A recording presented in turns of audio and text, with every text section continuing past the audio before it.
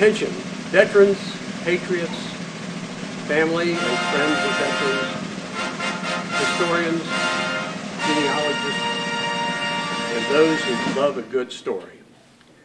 This is one of the continuing episodes of our oral histories, and this one is entitled Veterans with Valor. Again, attention everyone. Present arms.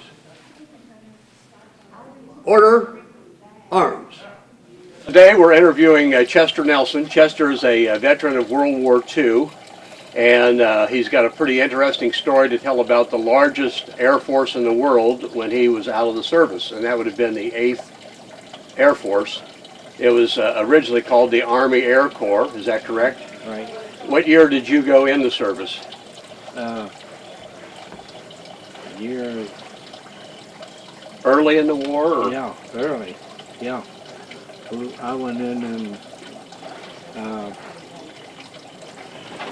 what was it? 42 or 43? 41, wasn't it? Well, December No, 41 would have been 41. when the Japanese actually bombed, and then we didn't get too serious till early 42, so it probably was in that time frame. But I'm going to ask you a few other things. Your early childhood, were you born around here? No, I was born over in Campbell County. Right. Yeah, On the other side of 10, maybe? yeah. I was out toward, Flag Spring? no, 12 miles. 12 miles. 12 miles. Well, I know that the Nelson family have been in Campbell County probably when the Indians were still here.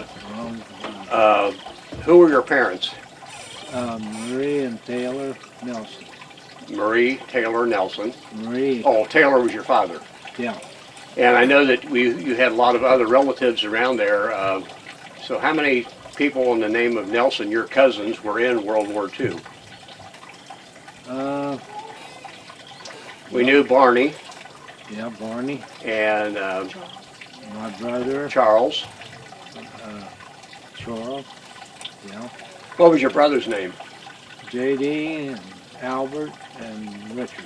I Okay, so had you three had brothers. 3 brothers, no sisters? No sisters.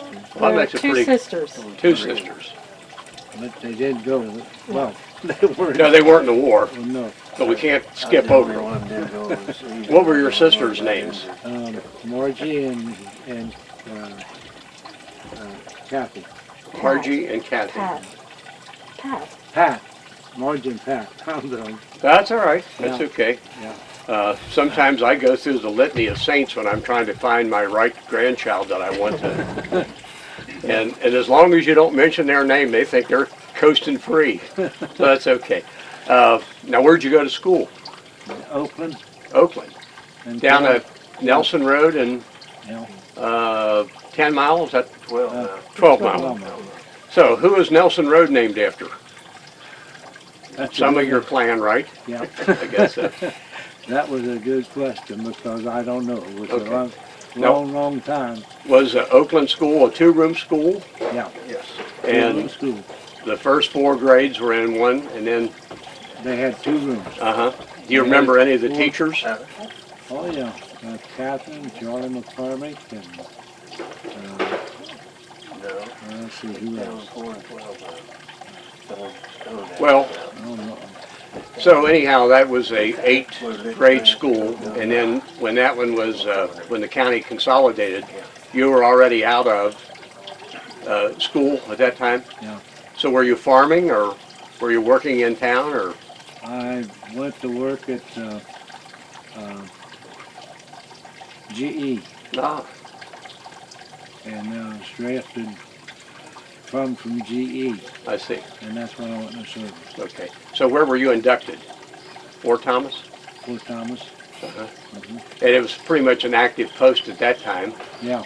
Do you remember how many people were inducted the day you were? Not really, because there was quite a few went through, you know. Uh-huh. And this was down on, which street was it? It was not actually up at the fort? No, it was down in Newport. Down in Newport, probably on Mama Street or York Street. I think they had a place on Monmouth at No, one time. What was it? Where the what was it? The Army Induction Center was in downtown Newport. Yeah, Marvin? and it wasn't. It was Washington Street. Oh, okay, Where on the east where side. In the the old post office. down old there. post office. Okay, you know, there were so many people inducted at that time frame, and they were building up for. Did they give you the opportunity to volunteer to fly? No. They just said you're going to be part of the Air Force. Well, that worked out good. What did you? Well, when we went through it, the guy took my papers and looked at them, and he threw them over to the guy that was with him, and he says, "Here's one for you." And he was a Navy guy, Ah. and he looked at it on paper and threw it back to the guy and says, "No, he's got too many teeth out." Ah. So I did go in the Navy. Well, you know, and that's kind of an interesting thing how they just Yeah, passed it back and Yeah. forth. And I didn't want in the Air Force anyway, or in the Navy anyway, because I worked at Right Air for Right. 17 months before they drafted me, you know what I mean? And when I gave him the paper and he threw it to the Navy guy, well, I should have shot him, you know what I mean? I didn't want that. Well, you know, and that's still happening somewhat today for those that enter the service. You get a choice, but your choice is not their choice. That's right. Now, once you were out of, where did you do basic training? St. Pete, Florida. Well, it's kind of like a vacation, ain't it? Yeah, it was. What was the time of the year? February. February. Well, it's a good time to be in Florida. We left Newport, and it was down to about 15 degrees. And we had all this stuff on us, and air bags and everything, and we got to Florida, and they pulled in off the train, and we had to walk about a mile with the barracks bags and ODs and everything else. I thought I was going to die before I got there. You know, You were already walking in nothing but sand, you know. You Yeah. take a step and you couldn't hardly walk. And I spent my down there in St. Pete. your basic training. 18. And I was there for about 2 weeks, and then they took me in town, and we was in town, down by the pier. Okay, it was something that the Army actually owned, or the Yeah. Air Force. Yeah, Yeah. I know some folks that were in World War II, they took them to hotels or school buildings, colleges especially, for their class training, and they didn't live in a barracks. Did you live in a barracks while you were down there in Florida? yeah, part of the time. Uh-huh. The first time we was out in the area, what they called the back, I forget what it was. Tent But it city? was just sand, and we was all in there, and everything you ate, they had sand in your washcloth, it was blowing, and well, I was out there for about 2 weeks, and then we went in town, and was in a Barracks. barracks there, Okay. and I spent the rest of it there. So after you were in Florida, and you had been doing some special training for the Air Force, Army Air Corps at that time, what was your job? We was a mechanic, and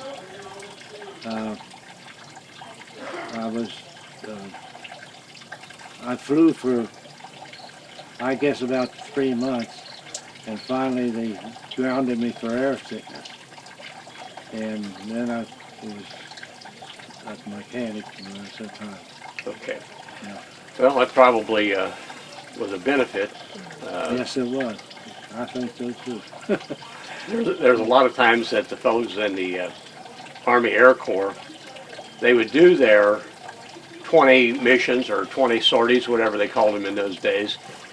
But the Army's promise of once you do those, You don't hit, you'll be assigned somewhere else that might be a little bit safer. That was always not a true promise, was it?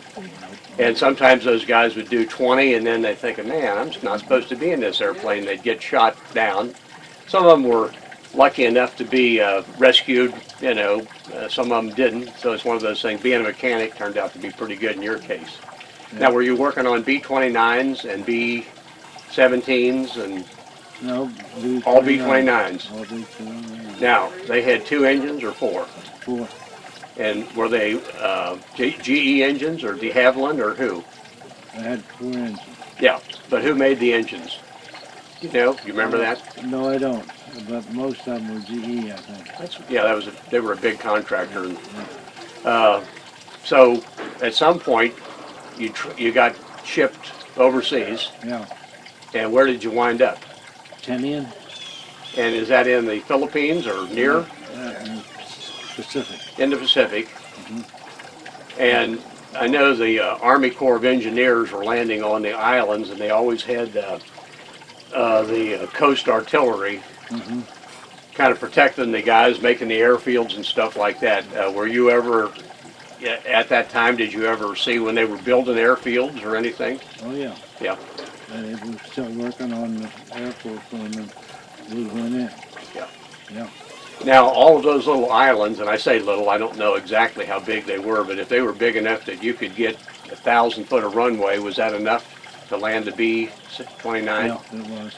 Yeah. 7 miles and 4. 4 mile wide and 7 mile long. And that's a pretty good sized island. It was. But a lot of it was hills. Oh, yeah. Yeah. So were the CVs there with their bulldozers moving the hills to they were moving. fill in the holes and do whatever? They were doing it. Yeah. Now, at any point, were the Japanese still on those islands? Yeah. They took the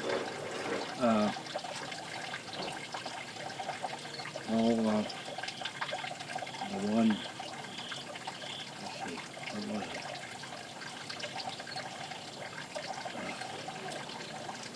This is Well, they took Saipan, uh-huh.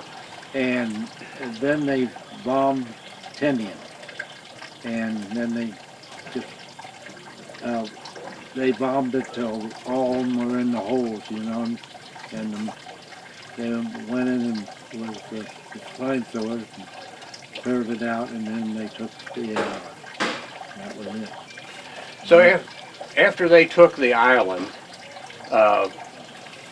did you guys just move to the next island, or were you pretty much on that same island for 2 or 3 months, 4 months, We was on there for the rest of the the time. rest of the duration of the war?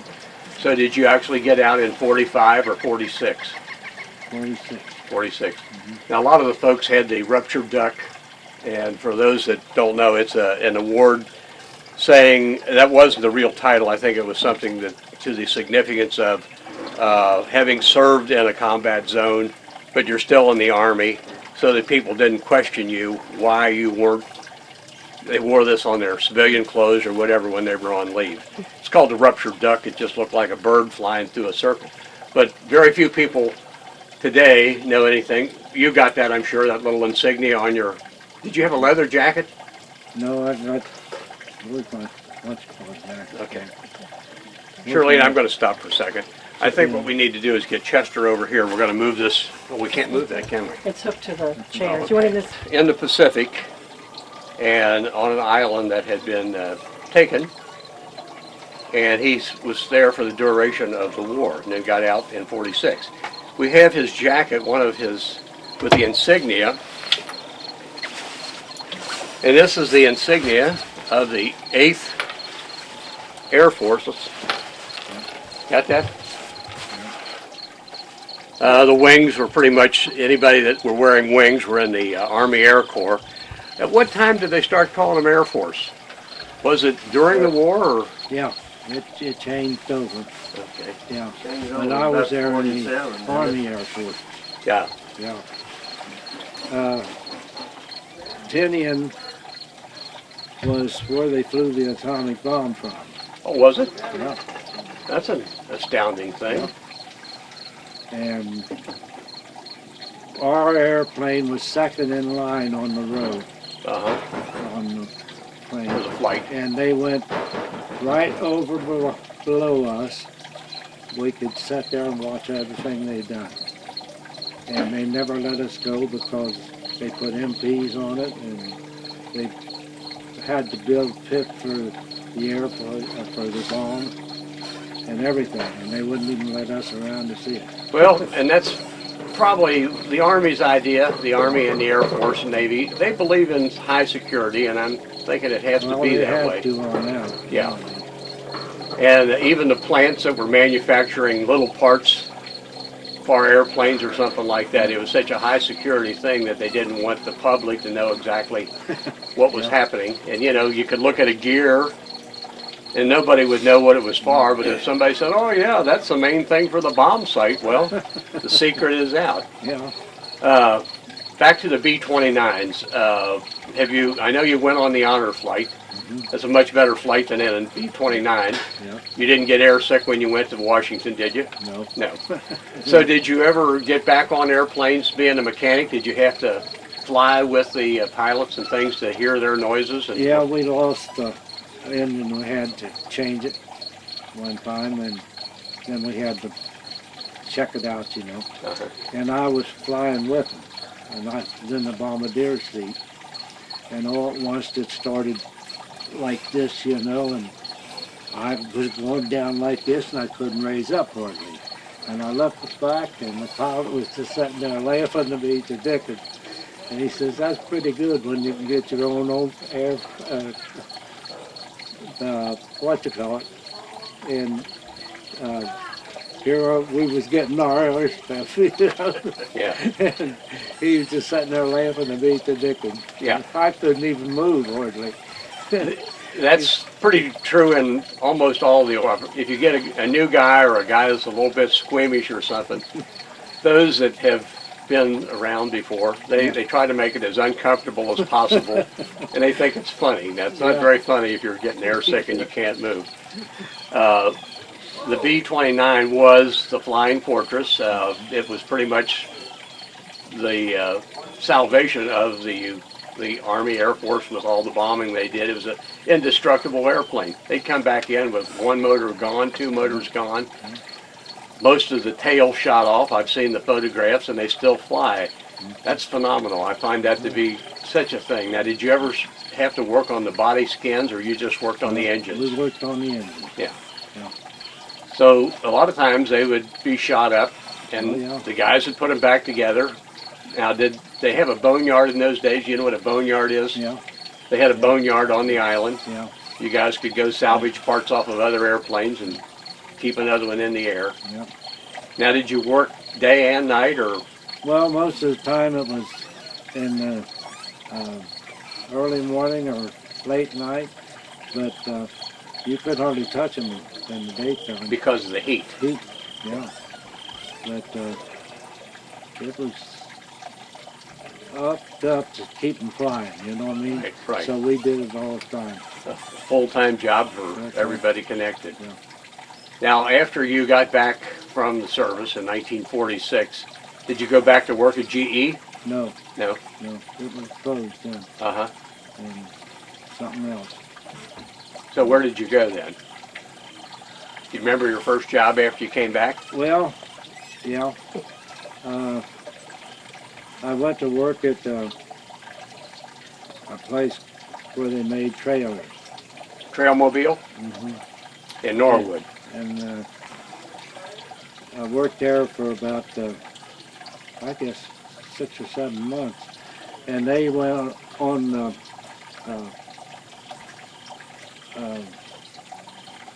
vacation. And I was only there for 7 weeks or 7 months or something like that. And I didn't have enough time to get Paid. Vacation, so they told me to go down to unemployment. So I went down to unemployment and went in, and the woman says, well, how would you like to be a tile setter? And I said, tile setting? What's that? I didn't know what tile setters were. And she sent me out to a tile setter. And I worked there for about 6 or 7 months, and then I went to Union. Uh-huh. So I worked for a union company for... As a tile setter. As a tile setter for... I retired in '85. Well, you got a long career as a tile setter. Yep. And I guess you did a lot of lobbies in hotels and things like that, and a ton of bathrooms, I'm sure. Yeah. A lot of them. Did you know any of the other tile setters pretty close? Were they from around here? Oh, yeah. A lot of northern Kentucky people? Yeah, a lot of them were. Uh-huh. Yeah. So, when were you married? After the service? No, before. Before. What was it? 42? Huh? 42? Married in 1942? 42. Yeah. And how many children do you have? 2, 2 children. And their names are? Kathy and Chester Jr. Chester Jr. Yeah. And so, I'm going to ask you again about your early married life. Where were you living then, before you got drafted? Still in Campbell County? In Campbell County. Okay. Yeah.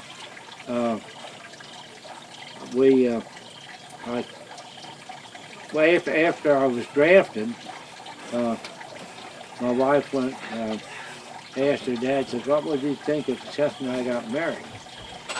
And he said, oh, I think he was damn fool. He was honest. Well, not a fool because of your personality, but because of the probability of being in war and maybe not coming back is probably why he was thinking That's that. what it was. But we married, Uh-huh. and I was drafted, and I owned a home for just a while. You know what I mean? Part of the time she was with me. You know what I mean? Yeah. But when I went overseas, then Right, she couldn't go. She had to go. So when you were in Florida, we're going to go back to Florida. Did you have recreation provided by the military, or did you just kind of glad to be off of the clock and settle down in the house? Well, Because I know a lot of times the military, you work hard all day, and then they say, but there's a scheduled volleyball game that you will be there. And I think the idea was it gave you some recreation, but you also could get rid of the stress and being under that disciplined life. Now, did you do things like that? no, I worked at tile cutting for most of my life. Right. Yeah. Well, anyhow, after you got the job as a tile setter, when did you actually move back into this area, or did you ever leave this area other than go to Florida? Okay. Okay. I stayed home. So where did you actually live early in your married life in Campbell County? On Nelson Road. On Nelson Road. So it must have been tied into your family somehow. Tied into the family. Yeah. So what was the most memorable job as a tile setter? Any particular building? Well, I done tile for one, I can't think of it. What was it? Dave Parker? Huh? Dave Parker? Yeah. Cincinnati Red? Yeah, Oh, yeah? yeah. I put Dottie tile in Mack. his house. Well, see, that's a lot of famous people. Yeah. What about your trip to New York? Huh? What about your trip to New York? Oh.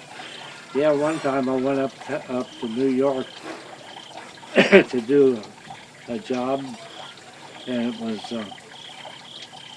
outside where the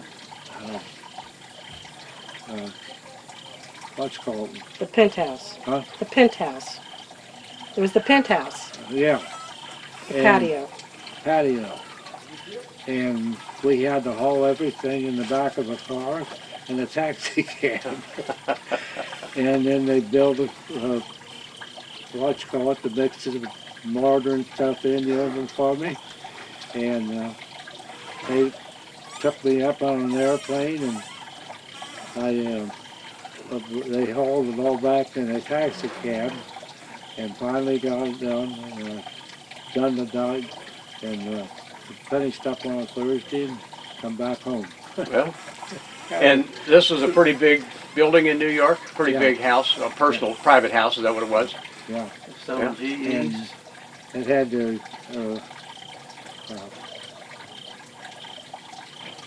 place where the brought you up, you know, and The elevator. Oh, an elevator. elevator, Uh-huh. and opened the door, you know, right into the room there. Wow. And that's where I put the tile in area there. So you redid the foyer of the elevator landing, Yeah. and that's probably still in existence today. Today, Ceramic tile's pretty lasting. they had all everything in a taxi cab. So the intricate cuts, because I know they make little corners and stuff like that, they had a special saw for cutting that, right? For Yeah. cutting those little grooves and Yeah. things like that. Was it a hand saw type of thing, or No, it it was all power? Uh-huh. yeah, it So was easy. how long were you in New York working on this house? Only a week. Only a week. Yeah. And that was your highlight of being in New York, right? Yeah, they flew us up there and then flew us back. Uh-huh. Yeah, And this was basically through the union. yeah, That yeah. So the guy must have had some pull to get a union from Cincinnati, He did. and I guess money was no Nobody object. else would do it. Yeah. So he sent me up there. Well, so it was just you by yourself, Yeah. and you had to do your own mixing, and you Yeah, had. no, the man that Oh, I see. come with me, and we did it together. I see. But I only stayed there a week, you know what I mean? Yeah. So how are your knees? Pretty good. Most tile setters are on their knees all the time. Mine are fine. Good. Yeah. You've not had replacements? Well, good for you. You're the luckiest guy out here. Yeah, I'm serious. Well, I belong to the Sonic Lodge, Uh-huh. and we had the building that remodeled the kitchen, and I tiled the floor here a bit. So, A couple of years ago. Is this the one in the Alexandria area? A couple of years ago. Uh-huh. 2 years ago. And how old were you then when you tiled the floor? A couple years this ago? was 90. when I was 90? 9 years old, or 91 years old. Well, you did okay with that Yeah. then. Now I'm going to ask you about the VFW. How long have you been a member of the VFW? 50-some years. Yep. So you came back home, joined the VFW, and got involved in all of their community projects and whatever. I know recently that you were given a plaque at the VFW, Yeah. and it was for being one of the surviving World War II members. Is that what that plaque was for? Well, And for the continued service to the VFW. VFW, because another friend of mine and I put the tile in the VFW. Oh, did you? Yeah. Would that have been Tony Weisty? Yeah. That's what I was thinking. Tony Gracie. Yeah. That was, I knew him umpteen years ago, but the first time I went into VFW restroom when I was a kid playing baseball, I thought, I've never seen a tile bathroom. It's got pink and green and yellow and other shades than the floor. But I think, did you use what was left over from other jobs? Yeah. We done it when we were going in the building. Right. Yeah. So anyhow, it's still there. That's another lasting tribute that your tile is still hanging on the wall. Was Still probably Yes, it is. 60-some years of service. Service. Yeah. Yeah.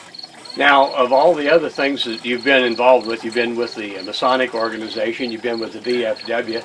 Were you involved in any other community projects or companies, clubs?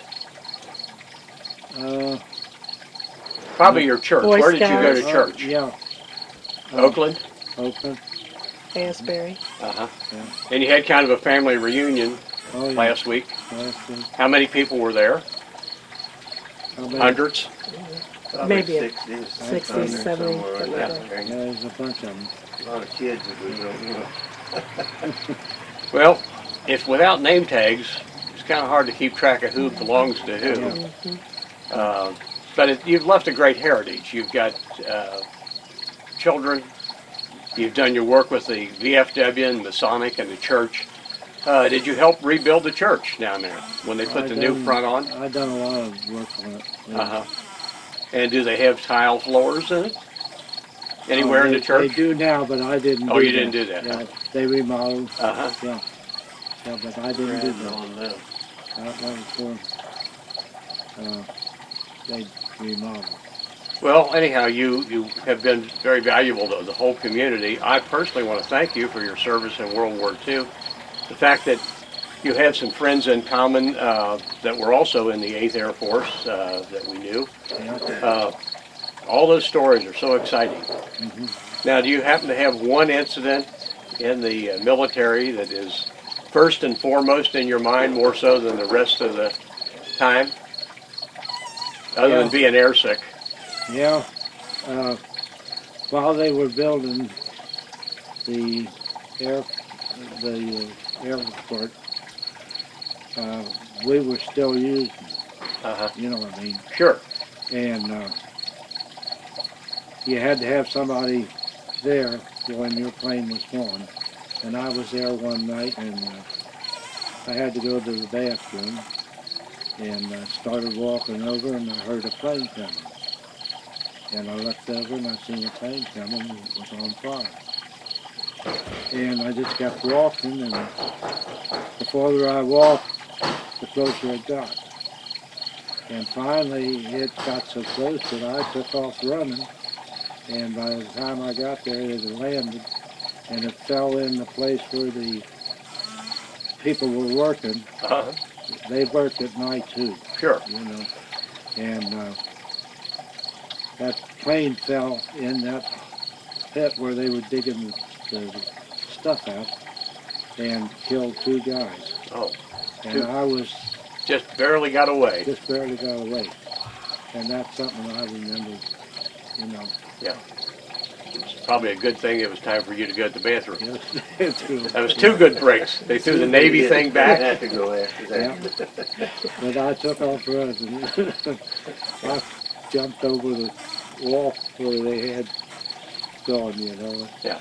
Well, you know, I find it fascinating that here's an airplane coming in on fire and you're trying to get out of the way. And you, I luckily, felt the heat of it over in that pit. uh-huh. Yep. And I remember that. And see, a lot of folks don't realize that even on the ground in a combat zone, Yeah. you were, if it wasn't the enemy, it was your own Yeah. squadron or something like that, Yeah. possibly could get you. So you're fortunate, you're lucky, we're glad to have you back. You've done wonderful things for all the organizations you've been with. And the number of tile floors that are in the Cincinnati area that have been walked on for 75 or 60 years, something like that, is certainly a significant Well, I tribute. sold my house and just got sold it this past week. Uh-huh. And everybody that come through there said, "You done the tile in my house." Somebody said, you know, well, Sure. I put a lot of it over. Well, it's a long career. Yeah. And you retired in 85, is that what you said? 85. And at that point, how many buildings, guessing, thousands of buildings you had worked in? I would say so. Yeah. Yeah. Because I've done a lot of it. Yeah.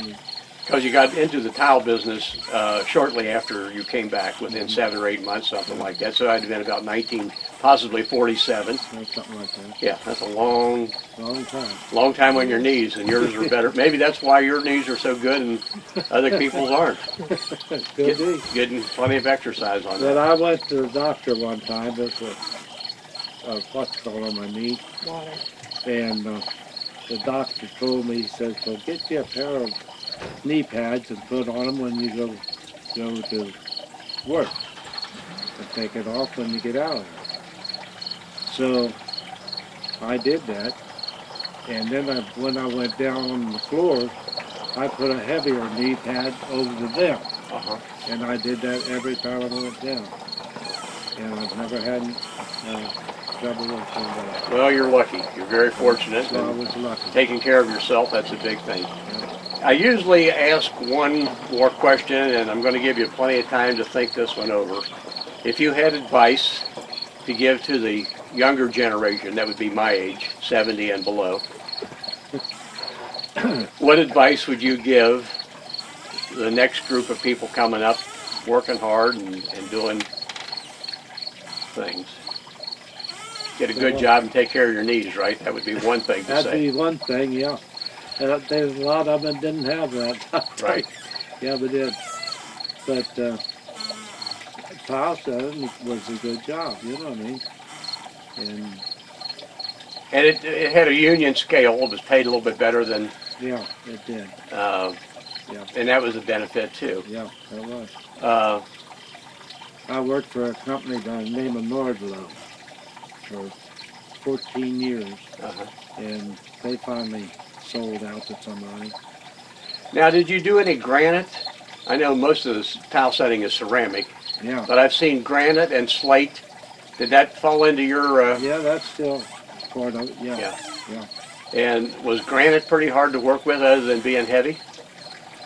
You could cut it. That's and- about it. Yeah. Yeah. Just heavy, Yeah, it was good. and it'll last forever. Last forever, this guy. Yeah. Now, slate, is that a pretty fragile thing to make a floor out of? Yeah, it's pretty good. Yeah. Pretty good. I've seen slate floors. I know that when they get wet, they're about the slickest thing you can be standing Yeah, on. They are. They are. Yeah.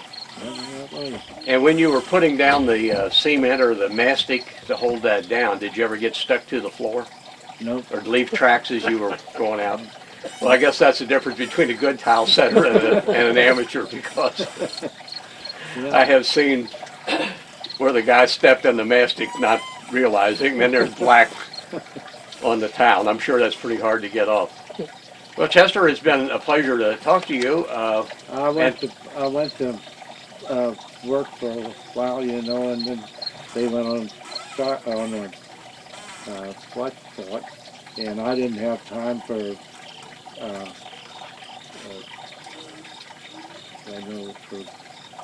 rest.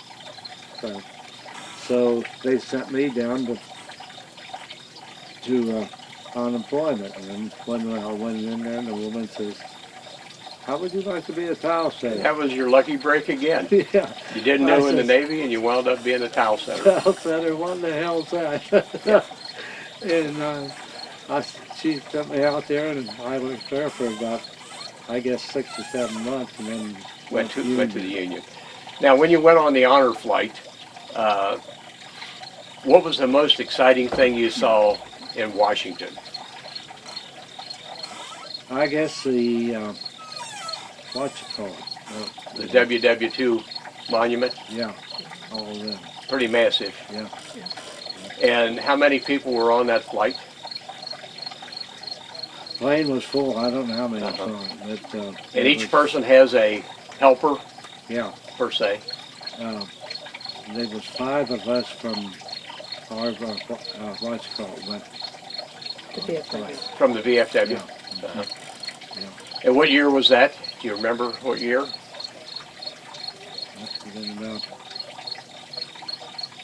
It's been about 3 or 4 years ago.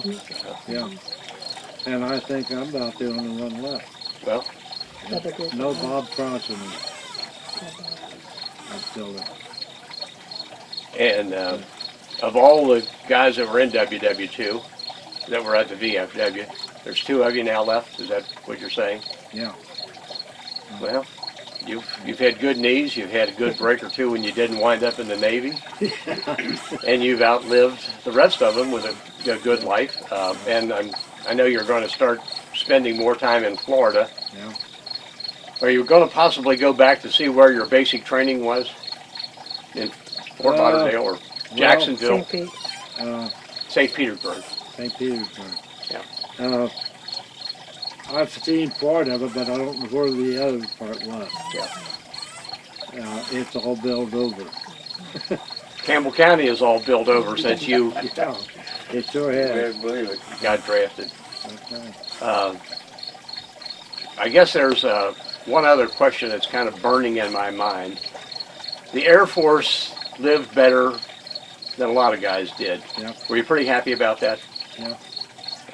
I always I said, the Air Force lived better in Vietnam than I did in the States in the Army, because we had to carry everything that we needed. And if you didn't carry it, you didn't have it. But the Air Force had planes that you could fly, air conditioners and color TV, and this is Vietnam, and building material. And then we had to go scarf building material. Did you ever see anybody in the Army stealing anything from the Air Force while you were there? Or let's say borrowing. Nobody ever steals. They just borrow it and No, I don't think so. no? No. We all had tools and stuff, you know, but that was about it, you know. So did you have your own Jeep? Or blue truck painted blue with a star on the side? No, we didn't have that. No. No. But anyhow, you had a good career in the Army Air Corps, and Yes, a good career as a tile setter, a good career as a civilian, and a good life. So again, I want to thank you for your service in World War II and your service to the VFW and the Masonic Lodge and your church. It's people like you that make the world go, really. Yep. You got to have volunteers, and you got to have guys that aren't afraid to get their hands dirty and get down and do some work and for the benefit and betterment of all of us. So again, I thank you. Okay. Now, do you have any other input that we could do here? Or we could do our second interview. We could interview her. I left here and it was about 15 degrees when I left here on the train. And you had heavy coats and baggage. And we got down to St. Pete and the train stopped and said, here's where you get off. And we walked for about a mile in sand, and that I thought, boy, I was going to die before I got there. Yeah. And you still had all your heavy clothing and stuff, All right? heavy Yeah. clothes in Florida, and then at that time of the year, you know. Yeah. Man, it was so hot, I'll tell you. Yeah. But we made it. Well, you did good. Yep. You did good. Thank you again for the interview. Sorry we put you in the sun or whatever. It's just the way life is.